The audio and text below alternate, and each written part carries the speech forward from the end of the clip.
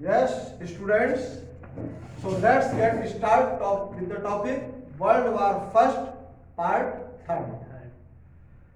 जैसा कि आप सभी जानते हैं, we are getting discussed on World War First, which is known as Global War also, or which is known as Great War also, which is known as War of the War also. Means इसको हम great वार, world war या great वार कहें, world war कहें, global वार कहें या युद्धों का युद्ध कहें, वॉर ऑफ वार, राइट। और ऐसा माना जाता था कि इस विश्व युद्ध के बाद शायद कोई इतना भयानक युद्ध इन फ्यूचर आगे ना हो, राइट। तो हमने वर्ल्ड वार के इंट्रोडक्शन के बारे में जाना कि इनफैक्ट इसकी शुरुआत कहां से हुई थी, राइट। और इंट्रोडक्शन के बाद फिर हमने इसके कारणों पर भी डिस्कस किया। तो बेसिकली हम थोड़ा सा बैक से इसको एक बार रिवाइज करते हुए चलते हैं ताकि आप लोगों के दिमाग में सारी पिक्चर्स क्लियर हो जाए। अगर कहीं पर कोई मिसकंसेप्शन भी है तो वो भी क्लियर हो जाए, राइट। दो हमने यद्यपि we have discussed on World War First everything all about World War First, but अगर कोई चीज मिस हुई है तो वो भी क्लियर हो जाएगी, राइट।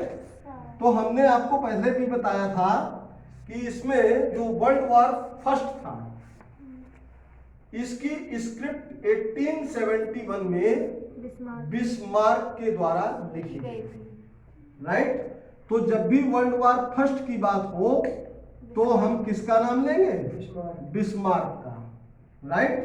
ये एक बड़ा इंपॉर्टेंट कैरेक्टर है for the world war first. तो यहां पर क्वेश्चंस ये बन सकता है, who wrote the script of world war first, means किसने विश्व युद्ध की, प्रथम विश्व युद्ध की पटकथा लिखी थी, किसने इसकी स्क्रिप्ट लिखी थी। तो for that you can say that the script of world war first was written by Bismarck in 1871। Means आप कह सकते हैं कि 1871 में बिस्मार्क के द्वारा वर्ल्ड वॉर फर्स्ट की स्क्रिप्ट या पटकथा लिखी गई थी। Is that clear? कैसे लिखी गई थी? बिकॉज ऑफ बिफोर 1871 और before Bismarck Germany didn't know about politics, और Germany was inactive in politics। Germany जो है क्या था, पॉलिटिक्स में सक्रिय नहीं था, जर्मनी पॉलिटिक्स नहीं जानता था। Is that clear?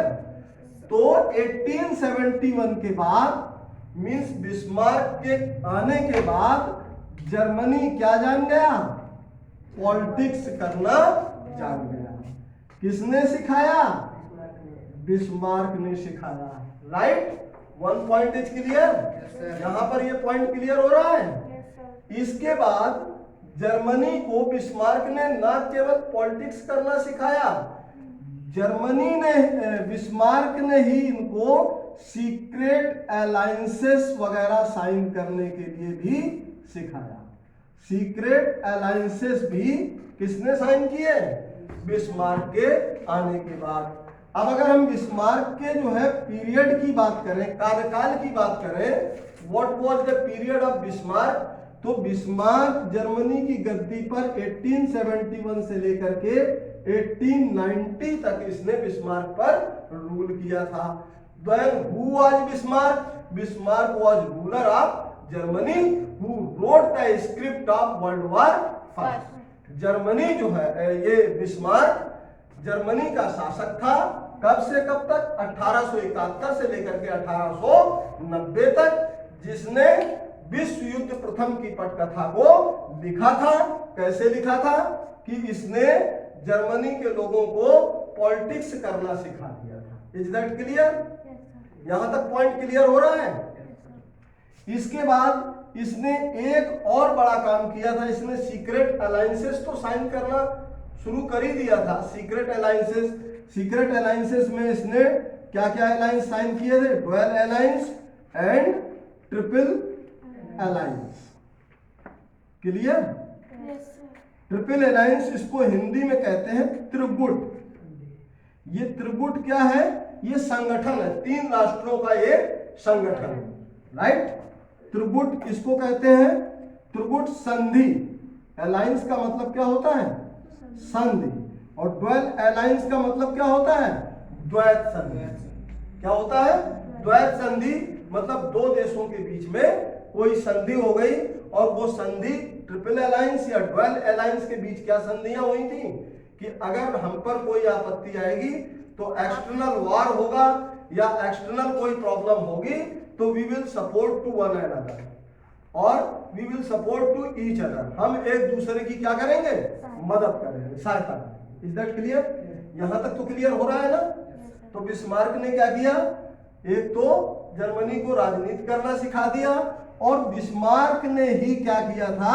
बिस्मार्क ने जर्मनी का यूनिफिकेशन किया था, अर्थात एकीकरण कर दिया था। एकीकरण के बारे में हमने आपको बता ही दिया था कि एकीकरण का क्या मतलब था। एकीकरण का मतलब जब एक विचारधारा के लोग, एक सोच के लोग, एक जाति के लोग, एक समुदाय के लोग जब एकत्र हो जाते हैं या एक विचारधारा के लोग एकत्र हो जाते हैं तो क्या हो जाता है? एकीकरण हो जाता है।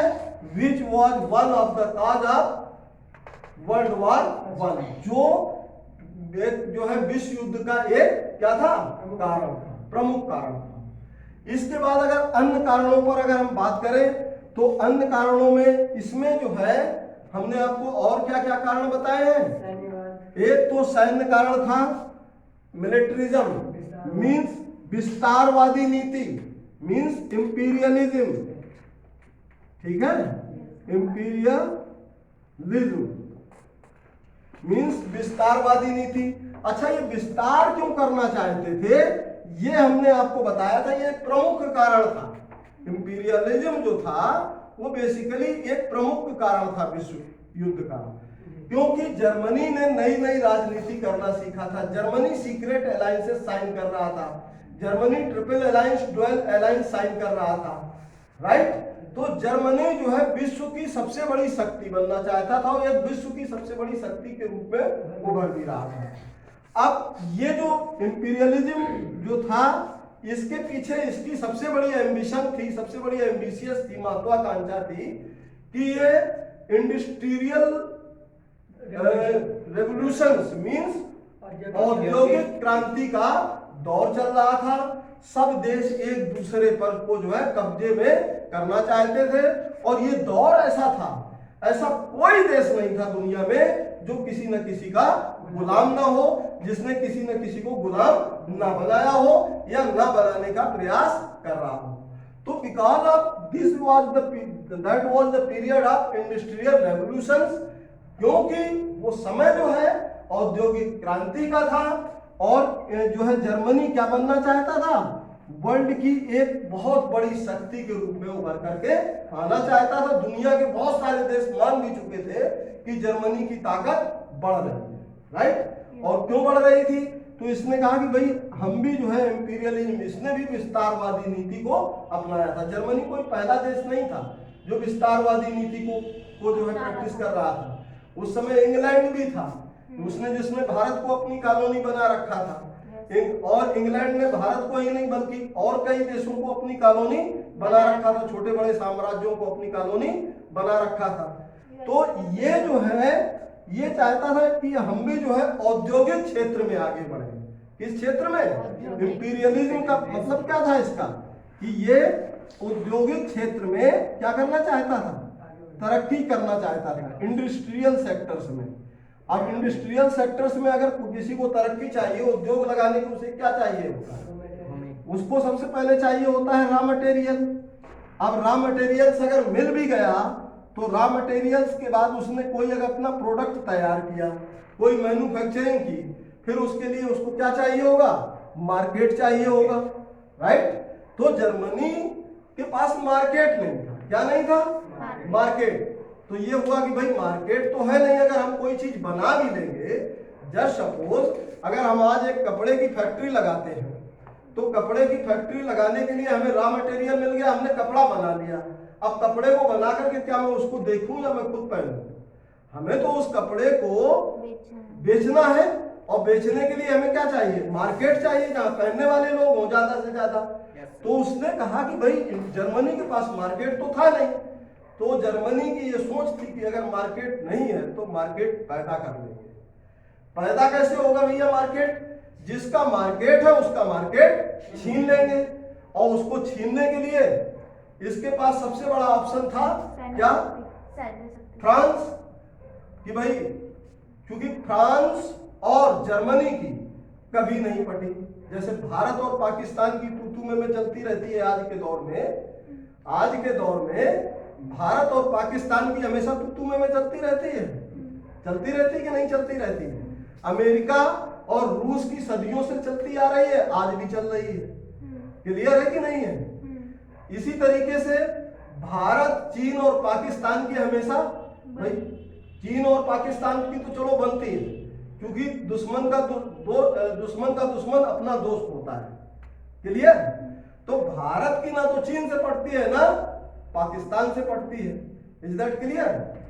तो इसने कहा कि मार्केट छीन लेंगे, और मार्केट छीनने के लिए इनको क्या करना था? एक्सप्लोर करना था मार्केट। इनको कहां कॉन्टिनेंट मिलेगा, कहां उपमहाद्वीप मिल जाए, कहां किस उपमहाद्वीप में जाकर के ये जो है क्या कर ले? कब्जा कर ले।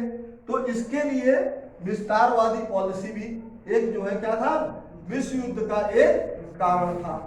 और इस क्योंकि मिलिट्री की पावर्स को बहुत ज्यादा बढ़ा रहे थे, हमने आपको बताया था मिलिट्रिज्म, राइट? मिलिट्रिज्म क्या चल रहा है कि नहीं चल रहा है? मिलिट्रिज्म, सैन्यवाद। तो सैन्यवाद because of there was no international organisation in that time, क्योंकि उस समय कोई भी अंतरराष्ट्रीय संगठन नहीं था जो ये रोक सके, टोक सके, इंटरवेन कर सके कि अरे भाई बिना मतलब में क्यों लड़ रहे हैं। अपनी अपनी जगह पर अपने अपने तरीके से अपनी डिप्लोमेटिक पॉलिसी के आधार पर अपना बाजार खोजो। व्यापार तो हम आज भी कर रहे हैं, लेकिन युद्ध नहीं कर रहे, और इंटरनेशनल ट्रेड कर रहे हैं।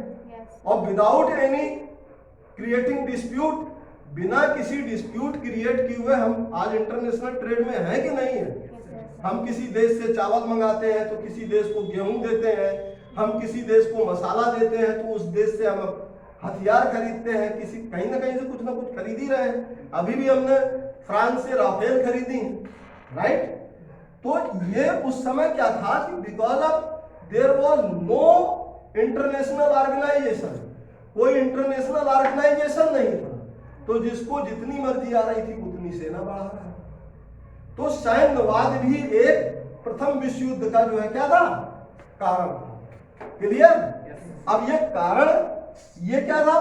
जैसे कि जर्मनी ही नहीं, मैं तो बार बार ये कह रहा हूं कि जर्मनी अपनी सेना क्या कर रहा था? बढ़ा रहा था, और लगभग 80 to 85% ऑफ 100% जीडीपी, जो अपनी जीडीपी थी उसकी 100% जीडीपी का 80 to 85% जो है किस पे खर्च कर रहा था?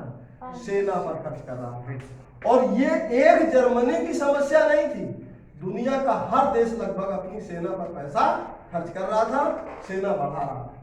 और यहां तक कि कुछ लोगों ने ये मैंडेट कर दिया था, कुछ देशों ने, या ऑलमोस्ट कंट्रीज भी अगर हम कह दें तो वो गलत नहीं होगा, कि उनके देश का एक एक नागरिक सेना का एक सिपाही होता था।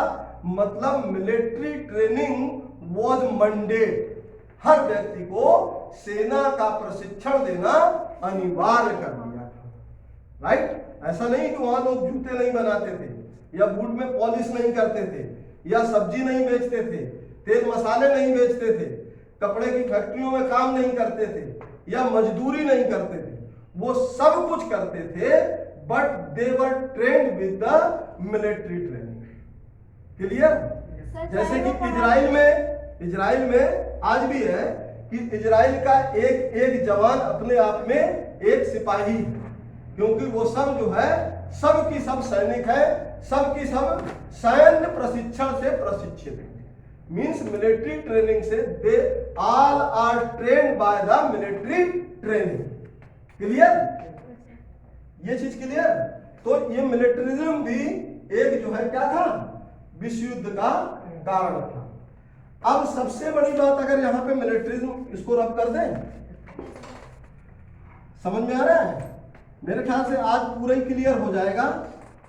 ठीक है, एक ये कारण था, और दूसरा बड़ा कारण था न्यूज़पेपर,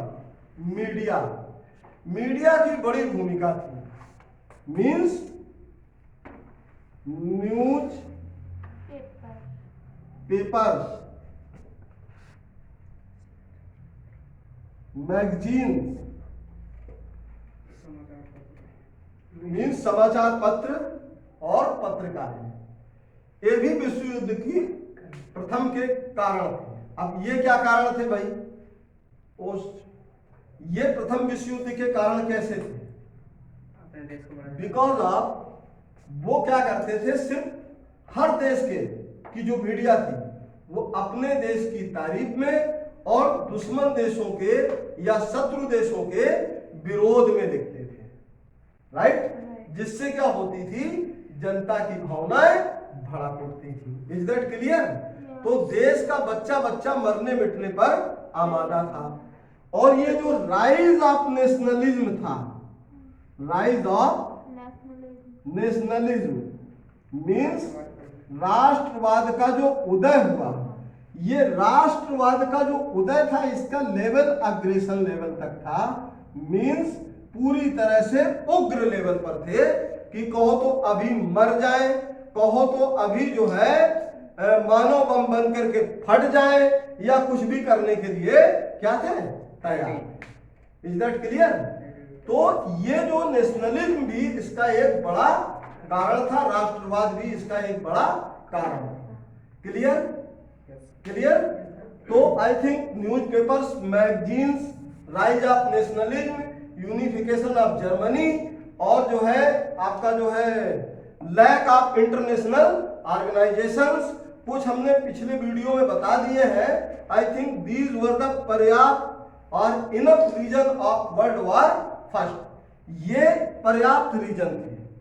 अब तत्कालिक कारणों की बात करें तो तत्कालिक कारणों की हमने आपको पहले ही डिस्कस कर दिया था, फिर भी एक बार समझ लीजिए कि बेसिकली जो डिस्प्यूट था वो केवल दो देशों के बीच का डिस्प्यूट था। तो जिसमें हम एक तरफ रख लेते हैं किसको, ये क्या कहते हैं, ऑस्ट्रिया हंगरी को, ऑस्ट्रिया हंगरी। क्लियर? ये अपने आप में एक ही देश है, ऑस्ट्रिया हंगरी। ठीक है, ये दो देश नहीं है। ऑस्ट्रिया हंगरी क्या है, एक देश है, और दूसरा है आपका सर्बिया। ठीक? तो ऑस्ट्रिया हंगरी के जो प्रिंस थे, arc Duke Prince of Austria Hungary, कौन थे? Arc Duke French Ferdinand.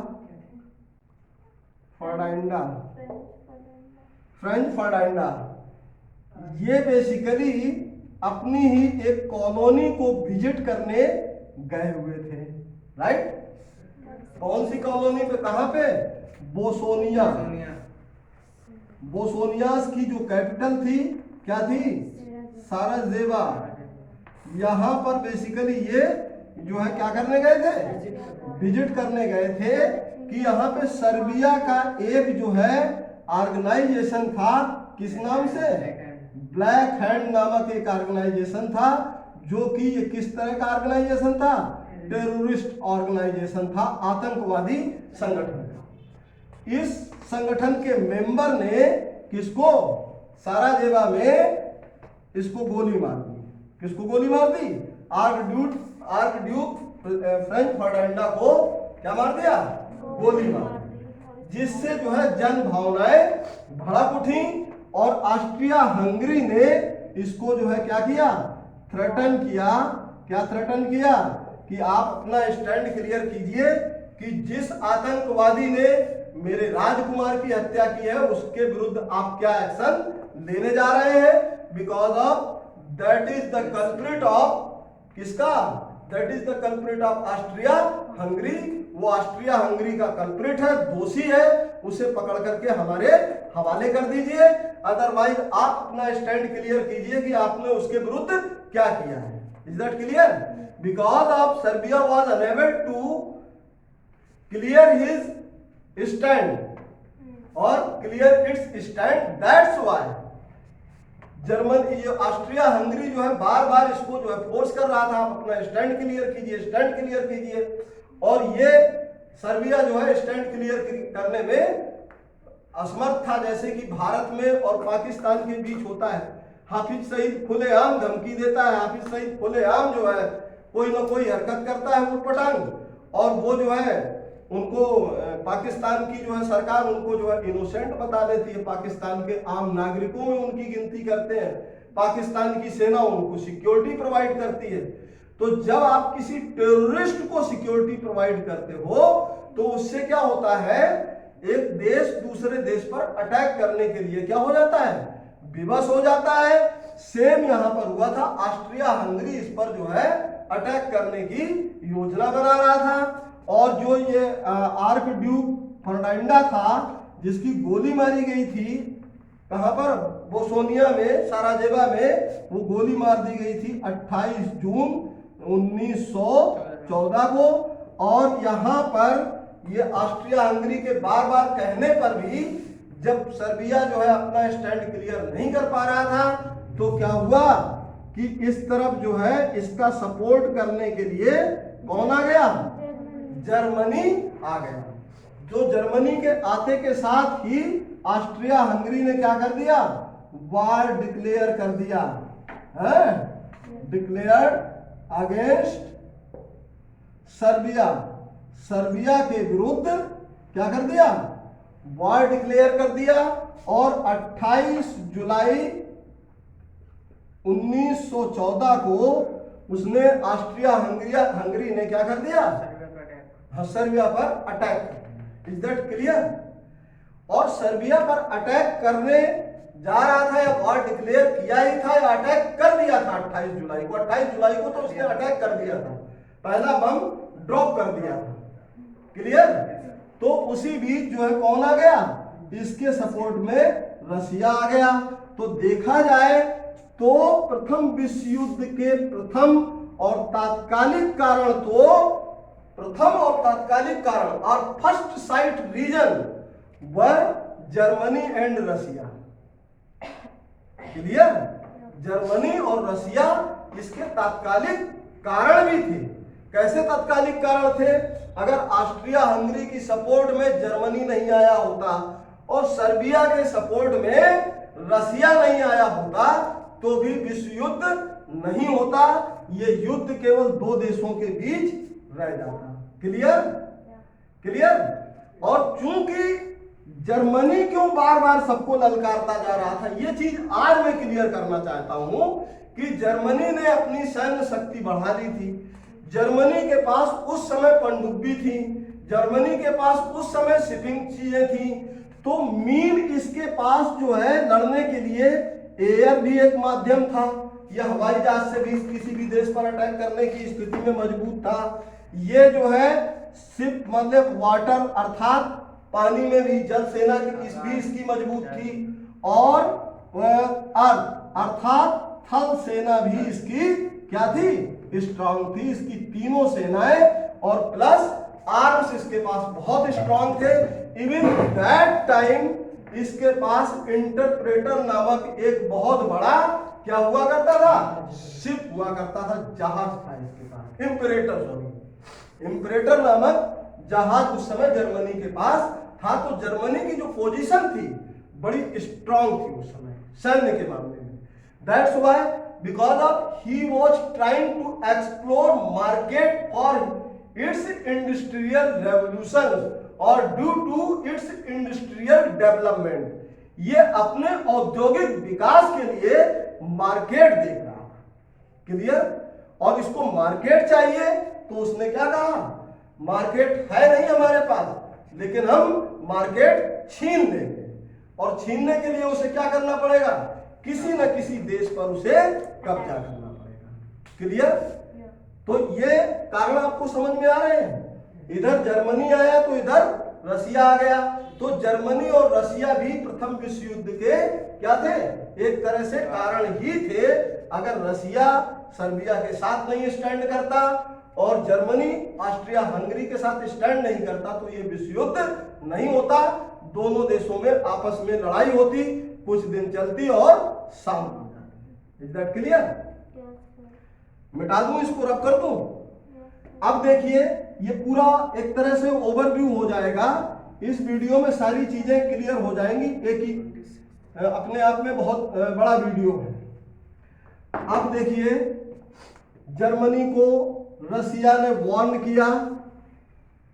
Germany को रसिया ने जैसे ही वार्न किया कि भाई आप सर्बिया पर हमला नहीं कर सकते हैं, एक बार जरा विचार कर लीजिए क्या करने जा रहे हो। If you are going to attack on Serbia then you will get me in front of you. अगर तुम सर्बिया पर अटैक करने जा रहे हो तो आप मुझे पाओगे। Means Germany came forward and stood with Austria Hungary. Germany आगे बढ़ा, ऑस्ट्रिया हंगरी के साथ खड़ा हो गया। क्लियर? एंड वॉर्न रसिया।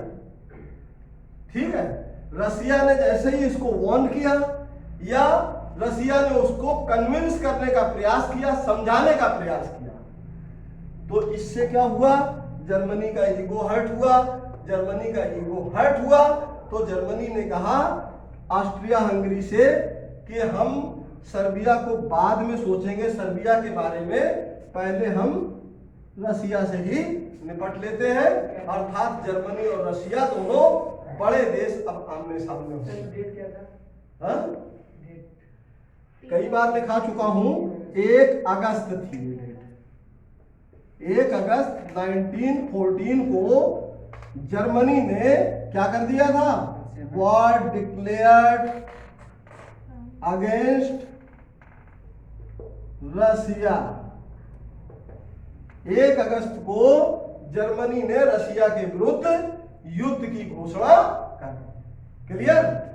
और देखिए ये जो था, ये जर्मनी है तो ये हो गया आपका फ्रांस। ये जो है क्या था, ये नेबर कंट्री है किसकी, ऑस्ट्रिया। नो, जर्मनी की। जर्मनी की ये नेबर कंट्री है, पड़ोसी देश है। लेकिन ये नेबर कंट्री है और रसिया और France, these are friend nations, ये मित्र राष्ट्र हैं, राइट, फ्रेंड नेशंस हैं। तो उस सिचुएशंस में रसिया ने फ्रांस को मैसेज कन्वे किया या कहा कि भाई आपके पड़ोसी को, अपने पड़ोसी जर्मनी को समझाइए कि इस तरह से ज्यादा दादागिरी न करे, हर किसी को जो इतना कमजोर ना समझे, हमको युद्ध में ललकार रहा है उससे कह दो शांत होकर के बैठ जाए। ये दो देशों के बीच का डिस्प्यूट है, उन्हें आपस में निपटने दो, राइट। ये गलती रसिया के कहने पर फ्रांस ने कर दी और फ्रांस और जर्मनी के बीच हमेशा जो व्यवहार था वो इनेमिटी का था। कैसा व्यवहार था? इनेमिटी मीन्स शत्रुता का व्यवहार था। ये बहुत बड़ा जो है अपने आप को कट्टर शत्रु मानता था। रीजन बिहाइंड जर्मनी हमेशा फ्रांस को नीचा दिखाने की कोशिश करता रहता था और फ्रांस भी जर्मनी को हमेशा नीचा दिखाने की कोशिश करता था। फ्रांस भी एक भी मौका नहीं छोड़ता था जर्मनी को नीचा दिखाने के लिए। क्लियर? तो उसने कहा कि मैं फ्रांस पर भी अटैक कर दूंगा, और उसने कहा कि भाई अब हम रसिया से बाद में निपटेंगे, सबसे पहले किससे निपट लेते हैं, फ्रांस से निपटते हैं। तो जर्मनी ने 3 अगस्त 1914 को फ्रांस के अगेंस्ट वॉर डिक्लेयर कर दिया। क्लियर? ये सारी चीजें मेरे ख्याल से क्लियर है, ऑलरेडी बता चुका हूं, पूरा विश्व युद्ध दिमाग में रख देंगे बिल्कुल। ये इसके अगेंस्ट जब 3 अगस्त को इसके अगेंस्ट वॉर डिक्लेयर कर दिया, बिकॉज ऑफ फ्रांस पर अटैक करने के लिए जर्मनी ने तो पूरा रोड मैप ही तैयार कर लिया। अपनी तत्काल सैन्य अधिकारियों को बुलाया और सारी सेना को बुला करके उनके सेनापतियों के साथ means commanders in chief, commanders, captains और सूबेदारों को बुला करके रोड मैप भी तैयार कर लिया, और ये कहा कि हम सीधे कहां पर अटैक करेंगे, फ्रांस की राजधानी कैपिटल कहां पर, पेरिस पर अटैक करेंगे। सीधे कहां पर अटैक करेंगे, पेरिस पर अटैक करेंगे और इसकी राजधानी पर ही कब्जा कर लेंगे। मिल गया बाजार इनको। ये क्या ढूंढ रहे हैं, बाजार ही तो ढूंढ रहे हैं, मतलब पेरिस पर ही कब्जा कर लेंगे। अब भाई साहब फ्रांस पर जो है अटैक करने के लिए इसका जो रास्ता पड़ता था बीच में बेल्जियम से होकर के गुजरता था। किससे होकर के गुजरता था, बेल्जियम से होकर के गुजरता था, और बेल्जियम की सुरक्षा का दायित्व, सिक्योरिटी रिस्पॉन्सिबिलिटी किसकी थी, इंग्लैंड की रिस्पॉन्सिबिलिटी थी। तो उसने कहा कि भाई बेल्जियम ने इसका विरोध किया। बेल्जियम ने क्या किया, विरोध किया कि भाई आप किसी और रास्ते से फ्रांस चले जाओ, हमें आपके बीच में नहीं आना है। तो बेल्जियम ने डिनाई किया। सेकेंड थिंग, इंग्लैंड ने भी उसको मना किया कि भाई इस तरह से आप बेल्जियम की तरफ ना जाएं, और अगर आप जाते हैं तो it means, just pay attention towards me, then you will get me in front of you. अगर आप बेल्जियम पर या बेल्जियम की तरफ आंख उठा करके देखने की हिम्मत करते हैं तो इसका मतलब है कि आप सीधे इंग्लैंड को देख रहे हैं। इट मींस हम आप पर हमला कर देंगे। तो यस, तो मैं ये बता रहा था कि जर्मनी को फ्रांस पर अटैक करने के लिए इसको कहां से जाना था, through the way of I via Belgium, Belgium के रास्ते से होकर के गुजरना था। जिस समय उस समय बेल्जियम की सिक्योरिटी रिस्पॉन्सिबिलिटी किसके पास थी, इंग्लैंड के पास। तो इंग्लैंड ने जर्मनी को क्या किया, वार्न किया कि भाई एक काम कीजिए कि आप बेल्जियम की तरफ मत जाना, नहीं तो युद्ध में आप सीधे सीधे मुझे पाओगे। ये वाली बात से फिर जर्मनी का एक बार ईगो हर्ट होता है और उसने कहा कि हम सारे देशों से बाद में निपटेंगे, सबसे पहले हम तुम्ही से निपट लेते हैं। बिकॉज ऑफ उसने 8 अगस्त को क्या कर दिया, हाँ 8 अगस्त 1914 को इंग्लैंड के अगेंस्ट भी वॉर डिक्लेयर कर दिया। और ये सबके विरुद्ध वॉर क्यों डिक्लेयर करता जा रहा था, जिसने भी इस कंट्री को मींस जर्मनी को समझाने का प्रयास किया उसने उसी के विरुद्ध वॉर डिक्लेयर कर दिया। जिसने भी कहा कि अरे भाई युद्ध क्यों कर रहे हो, उसी के उसने कहा ठीक है हम पहले रूस से बाद में निपटेंगे, पहले तुमसे ही निपट लेते हैं। भाई देखिए सबसे पहले किसने कहा इसको, जर्मनी ने, रूस ने कहा तो रूस के विरुद्ध वॉर डिक्लेयर कर दिया। फिर इसके बाद रूस के बाद इसको किसने बोला, फ्रांस ने इसको समझाने का प्रयास किया कि भाई रूस से क्यों भिड़ने जा रहे हो, ये दो देशों का डिस्प्यूट है, सही तो कह रहे हैं। तो उसने कहा रूस से बाद में निपटेंगे, सबसे पहले तो उससे ही निपट लेते हैं। अब रूस से जब फ्रांस के अगेंस्ट वॉर डिक्लेयर कर दिया तो फ्रांस पर अटैक करने के लिए उसको बेल्जियम के थ्रू जाना था, बेल्जियम के रास्ते से जाना था। बेल्जियम ने मना किया तो बेल्जियम के विरुद्ध 5 अगस्त को वॉर डिक्लेयर कर दिया। और बेल्जियम की सुरक्षा की जिम्मेदारी इंग्लैंड की थी, तो इंग्लैंड ने इंटरवेन किया। तो जैसे ही इंग्लैंड ने इंटरवेन किया तो 8 अगस्त को इंग्लैंड के विरुद्ध वॉर डिक्लेयर कर दिया। कुल मिलाकर के क्या चाहता था, he wanted to explore its own market, he wanted to capture any land। वो कोई ना कोई एक लैंड, कोई ना कोई एक जो है कॉन्टिनेंट उसको अपनी कब्जा करना चाहता था, उसको अपनी कॉलोनी बनाना चाहता था। That's why Germany was continuously declaring war. जब जर्मनी जो है लगातार हर किसी के अगेंस्ट वॉर डिक्लेयर कर रहा था। अब देखिए उस समय 37 कंट्रीज आपस में युद्ध लड़ रही थी। कितनी कंट्रीज लड़ रही थी? 37 कंट्रीज युद्ध लड़ रही थी। सब एक दूसरे के सपोर्ट में वार कर रहे थे। वार किन किन माध्यमों से चल रहा था? जल सेना, थल सेना और वायु सेना। पूरी दुनिया जो है एक तरह से युद्ध में जंप कर चुकी थी। Not army even then civilians also were plunged into war. Army ही नहीं बल्कि सिविलियंस मींस आम नागरिक भी युद्ध में कूद चुका था। अब आम नागरिक युद्ध में क्यों कूद चुका था? Because of the rise of nationalism means राष्ट्रवाद की जो भावना भर दी गई थी। और जब किसी के अंदर राष्ट्रवाद की भावना आ जाती है और जब राष्ट्रवाद पर, राष्ट्र के नाम पर लोग मिटने के लिए तैयार हो जाए तो फिर समझ लीजिए वो बहुत बड़ा युद्ध बन जाता है।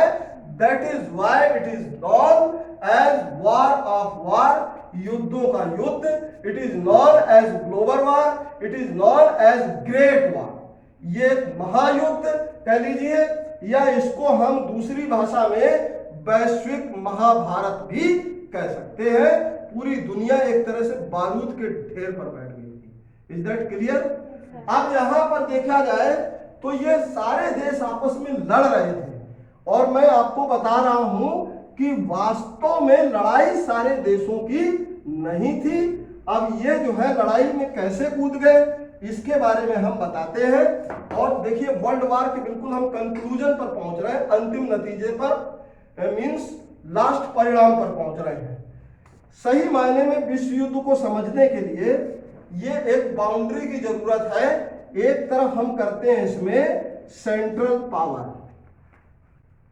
क्या करेंगे? सेंट्रल पावर्स, जिसको दूसरी भाषा में एक्सिस पावर्स भी कहते हैं, धुरीय राष्ट्र, राइट, या केंद्रीय शक्तियां भी कहते हैं। हिंदी में धुरीय राष्ट्र या केंद्रीय शक्तियां कहते हैं। दूसरी तरफ हम कहते हैं अलाइड पावर्स। कौन से पावर्स? Allied powers. इनको हम फ्रेंड नेशंस भी कहते हैं। मींस दो गुटों की लड़ाई है, इसको आप ऐसे समझ लीजिए। केवल दो गुटों की लड़ाई है, इनको आप ऐसे समझ लीजिए। एक तरफ अलाइड पावर्स है मींस नेशन, फ्रेंड नेशंस है, मित्र राष्ट्र है, और एक तरफ एक्सिस पावर्स। क्लियर? अब देखिए अलाइड पावर्स को सबसे पहले जानेंगे कि अलाइड पावर्स में कौन कौन से लोग थे, हैं? और नेशन पावर्स, सेंट्रल पावर्स में कौन कौन से देश थे। बस यही एक सबसे बड़ा कठिन काम है कि साहब 37 कंट्रीज थी। I am unable to understand which are axis powers and which are allied powers. means allied powers कौन से हैं और सेंट्रल पावर कौन से हैं। क्लियर? ये समझने में थोड़ी सी परेशानी होगी ना? क्लियर? तो नहीं होगी। आपको हम बता देते हैं, इसको जो है एक सिंपल सी ट्रिक से आप याद रख सकते हैं, ट्रिक से याद रख सकते हैं। और उसमें देखिए अलाइड पावर है रसिया, ठीक है? क्या है? रसिया है, यूएसए है, फ्रांस है, इटली है, बुल्गारिया है। सर बुल्गारिया उसमें आता है सेंट्रल में? नहीं, इसमें है, बुल्गारिया है और जापान है, ठीक है? ये आपके जो है कौन से पावर्स हैं? ये अलाइड पावर्स हैं। इंग्लैंड भी है सर इसमें? हाँ सॉरी, हाँ इंग्लैंड। जो इटली था उसका तो ट्रिपल अलायंस में उसके साथ में था ना। किसके? वो और ट्रिपल triple अलायंस alliance हुआ हुआ कब था वो तो देखो। ट्रिपल अलायंस कब हुआ था? 1879 को हुआ था। जी 1871 को जो है बिस्मार्क ने इसकी स्क्रिप्ट लिखी थी। मैं कई बार इस बात को रिपीट कर चुका हूँ। और ट्रिपल अलायंस में पहले रूस शामिल था, हाँ फिर चेंज करके इटली और रूस ने चूंकि अपना रास्ता बदल दिया था, तो दैट्स वाई रूस की जगह पर कौन आया था? इटली आया था। क्लियर? वर्ल्ड वार तो ये आपके अलाइड पावर्स हैं। क्लियर? अब हम बात करते हैं सेंट्रल पावर की। सेंट्रल पावर में आपकी जर्मनी थी। और जर्मनी के साथ साथ आपका था वो क्या कहते हैं, ऑस्ट्रिया हंगरी, तुर्की। जिसको आज की डेट में तुर्की भी कहते हैं। राइट? सॉरी, कंफ्यूज क्यों करती हो? ऑटोमन एम्पायर था वो, जिसको ऑटोमन एम्पायर वो जो है तुर्की कहते हैं। हाँ तो सब तुर्की उसके बाद आएगा। हाँ तो बेटा कंफ्यूज क्यों कर रहे हो? ऑटोमन एम्पायर, इन दोनों को मिला के एक बढ़ता है हैंसवर्क सॉरी ऑटोमन एम्पायर। एम्पायर। ठीक है? Ottoman Empire, Germany, Austria Hungary, Ottoman Empire. Ottoman Empire को अब हम जो है किस नाम से जानते हैं? ये बात याद रखिए, टर्की के नाम से। ठीक है? किस नाम से जानते हैं? टर्की के नाम से। और इसमें दो कंट्री और थी। नहीं, सही कह रहे हैं आप, बुल्गारिया इस तरफ आएगा। बुल्गारिया, ये सेंट्रल पावर्स है। क्लियर? ये सेंट्रल पावर है आपके। ये तो इसमें देखिए सेंट्रल पावर में कितने? 1 2 3 4। और फ्रेंड नेशंस में कितने हैं? 1 2 3 4 5 6। 6 कंट्रीज इस तरफ है और 4 कंट्रीज इस तरफ है। तो 6 4 10 कंट्रीज है जो अलाइड पावर्स और सेंट्रल पावर्स के रूप में आपस में भिड़ रहे हैं। फिर आपका नेक्स्ट क्वेश्चन ये बनता है कि साहब आप कंट्री तो 10 ही लिख रहे हो और ये कह रहे हो कि 37 कंट्रीज आपस में युद्ध कर रही थी। तो फर्दर जो कंट्रीज थी दे वर सपोर्टिंग कंट्रीज, जो कि एक दूसरे के उसमें युद्ध कर रही थी। जैसे कि हम अपने आप को भी उसमें काउंट करते हैं, भारत को। India was neither allied powers ना सेंट्रल पावर। इंडिया उस समय ना तो किसमें था? ना तो अलाइड पावर्स का पार्ट था ना सेंट्रल पावर्स का पार्ट था। बट इंग्लैंड वॉज क्या था? इंग्लैंड वॉज अलाइड पावर और we were colony of England. उस समय हम इंग्लैंड की क्या थे? कॉलोनी थे, उपनिवेश थे। तो हम जो फाइट कर रहे थे वर्ल्ड वार में, तो वो फाइट हमारी किसकी तरफ से थी? On behalf of England. तो हम इंग्लैंड की तरफ से लड़ रहे थे, लेकिन हम उसमें यहां पर ये नहीं कह सकते हैं India was fighting against so and so. India किसी से लड़ ही नहीं रहा था। इंडिया नहीं लड़ रहा था, इंग्लैंड लड़ रहा था। और हम इंडियंस वर विद इंग्लैंड, हम इंडियंस इंग्लैंड के साथ। क्लियर? तो क्योंकि देखिए उसकी एक आइडियोलॉजी है, किसकी? कॉलोनियलिज्म की एक सबसे बड़ी आइडियोलॉजी है। दो ideology of colonialism is based on exploitation. ये एक उसकी बहुत बड़ी डेफिनेशन है कि जो उपनिवेशवाद की जो विचारधारा है वो शोषण पर आधारित है। और कॉलोनी के because of colony has no interest no right. Colony के ना तो कोई अपने अधिकार होते हैं ना इसके कोई अपने वो जो है राइट्स, मतलब ना तो अधिकार होते हैं। और क्या बोला था मैंने? Colony has no rights. Colony के कोई अपने अधिकार नहीं होते हैं, कॉलोनी का कोई अपना इंटरेस्ट नहीं होता है। All the rights and interest और किसके होते हैं? Mother country. जो मदर कंट्री होती है, सारे राइट्स एंड इंटरेस्ट किसके होते हैं? मदर कंट्री के होते हैं। तो तो हमारा तो अपना ना तो कोई राइट था, ना हमारा कोई अपना इंटरेस्ट था, हमारे सारे राइट्स एंड इंटरेस्ट किसके थे? इंग्लैंड के। क्लियर? ये चीज क्लियर हो गई। तो ये 37 कंट्रीज इस तरीके से इस युद्ध में लड़ रही थी, राइट। तो यहां पर किन देशों के नाम नहीं आए हैं? उन देशों के नाम नहीं आए हैं जो देश किसी न किसी देश के गुलाम थे, अर्थात अधीन थे, अर्थात कॉलोनी थी। Is that clear? That's why 37 countries को याद रखने की जरूरत नहीं है। क्लियर? Yes sir. अच्छा, तो ये देश थे अलाइड पावर्स, इन्हीं दो गुटों में लड़ाई चल रही थी, ये बात ध्यान रखना।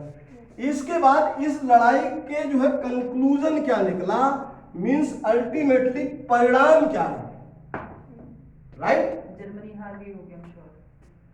कंक्लूजन ऑफ द खाता खोल नहीं था। जर्मनी। देखो ठीक है, हम देखते हैं। वर्ल्ड वॉर फर्स्ट, इसका कंक्लूजन क्या रहा? तो सभी का लोग हुआ। इसका कंक्लूजन ये निकला कि इसमें सेंट्रल पावर्स की हार, राइट? क्या रहा? Central powers got defeated. जो हार हुई किसकी हुई? सेंट्रल पावर्स की, अर्थात एक्सिस पावर्स की, केंद्रीय या धुरी शक्तियों की हार हुई। और धुरी राष्ट्रों की जिनकी हार हुई, आप इसको लिख सकते हैं एक्सिस पावर्स वर गॉट डिफीटेड। मींस इनकी हार हुई, इनको हार मिली। और हार मिलने में क्या हुआ कि जर्मनी के कितने टुकड़े हो गए? जर्मनी के बहुत सारे टुकड़े हो गए। Germany broke into pieces, broke into small pieces, छोटे छोटे टुकड़ों में जर्मनी को तोड़ दिया गया, राइट। ऑटोमन एम्पायर को भी ब्रेक कर दिया गया। कई नए देशों का जन्म हो गया। अब वो कितने देशों का मीन्स, जैसे अब इसके बारे में हम डिस्कस करेंगे किसमें, जो हम वर्साइल्स ट्रीटी पढ़ाएंगे उसमें हम बताएंगे कि वर्साइल ट्रीटी पढ़ाते समय कि जर्मनी के कितने टुकड़े हुए, उससे कौन कौन से देश निकले, ऑटोमन एम्पायर्स कैसे अलग हुआ, या जो इसके जो सेंट्रल पावर्स थे वो किन किन देशों के कितने कितने टुकड़े रहे, ये हम किस में डिस्कस करेंगे? फर्दर ट्रीटी ऑफ वर्साइल में, ठीक है। ट्रीटी ऑफ वर्साइल में हम डिस्कस करेंगे कि जर्मनी के कितने टुकड़े हुए। ये इसका कंक्लूजन निकलता है अल्टीमेटली। और ये वार जो है कब एंड हो जाता है? ऑन 11 नवंबर 1918, 1918 को ये युद्ध खत्म हो जाता है।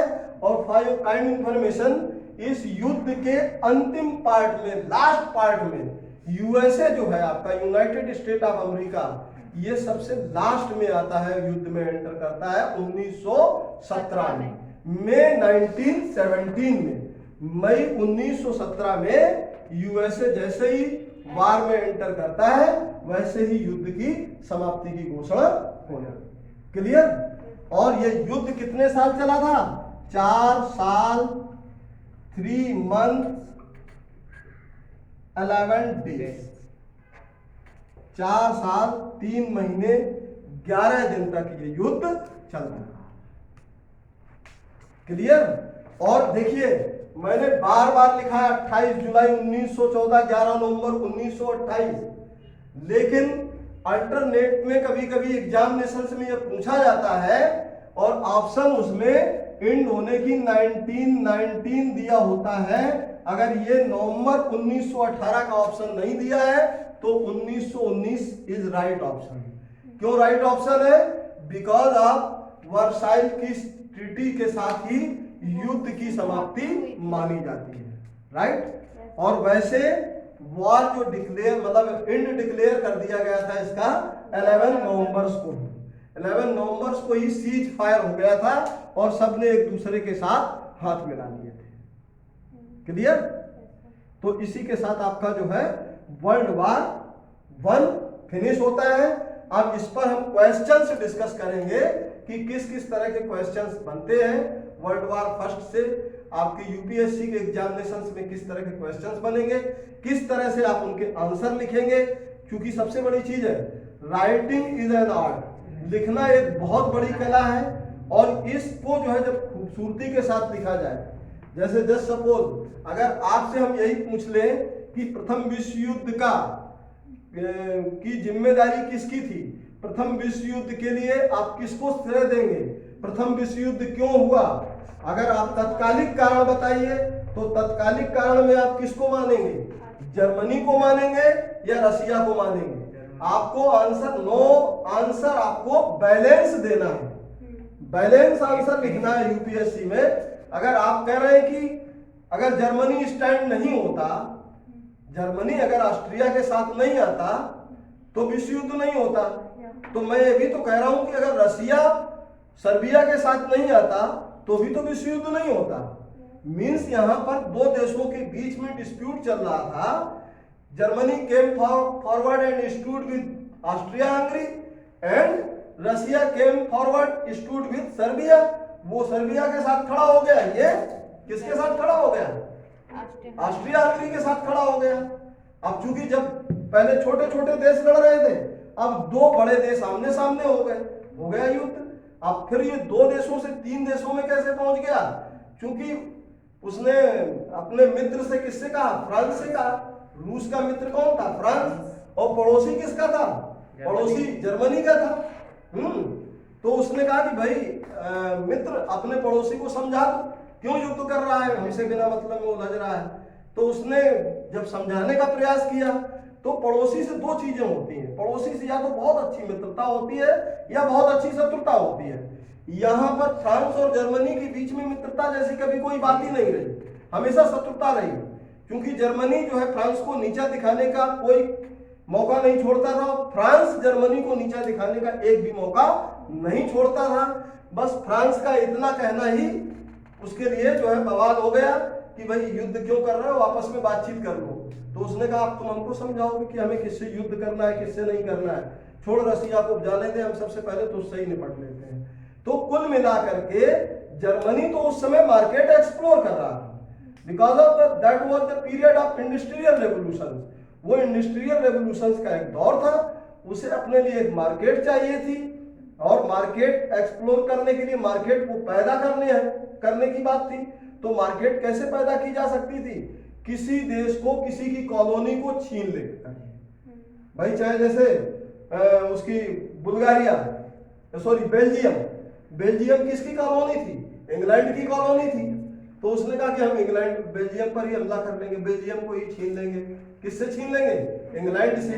अब अगर उस समय तत्कालिक कारण में जर्मनी या रूस कोई भी देश भारत पर अटैक करने की बात करता, तो भारत पर अटैक करने के लिए उससे किससे लड़ना पड़ता, इंग्लैंड से लड़ना पड़ता, क्योंकि भारत उस समय कॉलोनी किसकी थी, इंग्लैंड की कॉलोनी थी। तो दैट्स व्हाई इंग्लैंड की जिम्मेदारी थी भारत की सुरक्षा की। अब भारत इस युद्ध में क्यों लड़ रहा था, इसके भी कारणों पर कई बार चर्चा करेंगे। भारत इसलिए युद्ध कर रहा था कि चूंकि भारत इंग्लैंड की कॉलोनी थी, तो ये ऑन बिहाफ ऑफ इंग्लैंड लड़ रहा था। और भारत के दिमाग में एक बात और भी चल रही थी कि अगर मैं जो है इनका इंग्लैंड का साथ दूंगा तो विश्व युद्ध समाप्त होने के बाद हमको शायद आजादी मिल जाएगी, लेकिन ऐसा नहीं हुआ।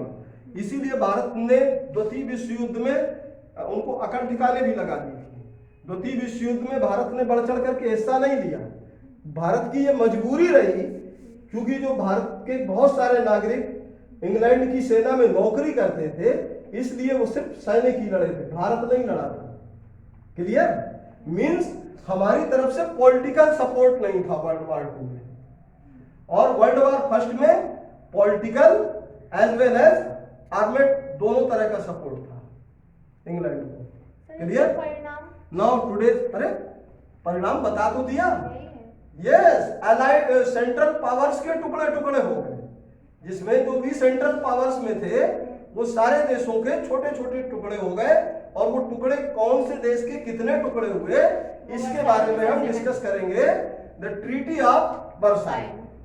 Clear, now today's topic over.